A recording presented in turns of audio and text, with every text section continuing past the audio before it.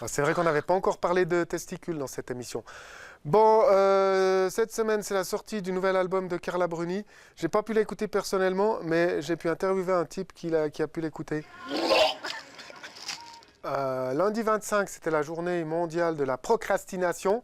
C'était censé être le 24, mais bon, ça pouvait attendre.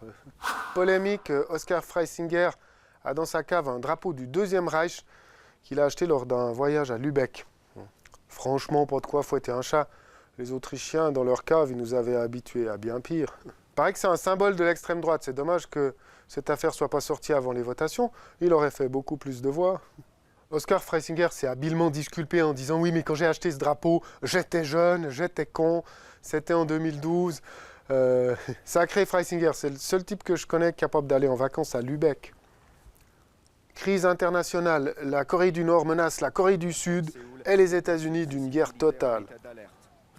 Ouh, ça fout la trouille, ils vont attaquer à coups de poing. J'espère pour eux qu'ils sont plus forts sur le terrain qu'avec les logiciels de montage vidéo. Koh-Lanta saison 2013, c'est l'hécatombe.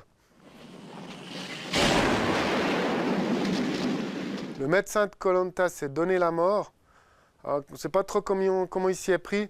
En fait, je crois qu'il s'est provoqué un malaise, puis après, il s'est pris en charge lui-même.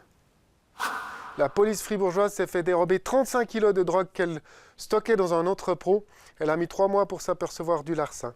Comment est-ce possible? Explication. On a contrôlé s'il s'agissait effectivement d'un cambriolage et puis à l'époque on est arrivé à la conclusion que c'était une tentative de cambriolage seulement. Mais il faut dire en rétrospectif, on n'a peut-être pas pris toutes les mesures. Et quand il revient en février, il ne remarque pas, il a bien remarqué 2-3 petites choses qui avaient été déplacées, mais il n'a pas fait le lien. Le local est normalement sécurisé, mais le jour du cambriolage, l'alarme ne fonctionne pas. Il y a effectivement eu des problèmes techniques avec cette alarme, c'est-à-dire à un moment donné, on a dû la débrancher pour éviter un nombre trop grand de fausses alarmes. Tout le monde peut se faire cambrioler finalement dans ce pays. Il faudrait que quelqu'un fasse quelque chose, mais qui? Il faudrait inventer un corps de métier dont le travail serait de s'occuper de ce genre de problème. On reste à Fribourg.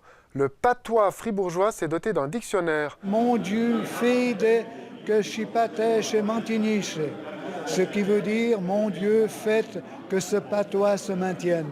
En fait, c'est facile, le patois, il suffit de parler français avec l'accent portugais, et puis c'est... À Lausanne, dans le cadre du projet urbanistique Métamorphose, le stade de la Pontaise va être démoli. Ce sera peut-être plus prudent de le détruire pendant un match du Lausanne Sport, comme ça on est sûr qu'il n'y a personne dedans. Alors à la place, les autorités de la ville ont prévu de construire 2 nouveaux stades. C'est bien, on n'arrive pas à en remplir un, alors on va en construire 2. Football, il semblerait que maintenant certains joueurs prennent du Viagra pour améliorer leur performance.